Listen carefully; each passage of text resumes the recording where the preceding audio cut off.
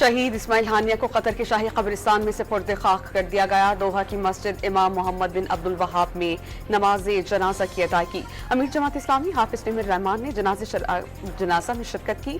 Parliament house समेत पाकिस्तान भर में इस्माइल हानिया के गायबाना नमाज जनाजा की अदायगी।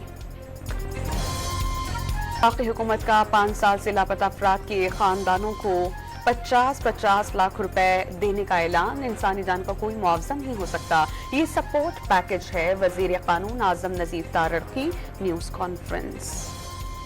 महंगाई, IPPs की अजारादारी और बिजली के बिल्स में बेजा टैक्सेस के खिलाफ जमाते इस्लामी का धरना जारी। हुकूमत पंजाब का गिरफ्तार मकामी रहनुमाओं और कारकुनान को रिहा करने का फैसला। और महकमा मौसमियात के मुल्क के बेशतर हिस्सों में आज और कल बारिशों की तूफानी स्पेल की पेशगोई। मानसहरा में मुनव्वर बरसाती नाले से आने वाले मलबे से दरियाए कुन्हार का बहाव रुक गया। जियारत के नदी नालों में तुगयानी। कोयटा जियारत रोड ट्रैफिक के लिए बंद।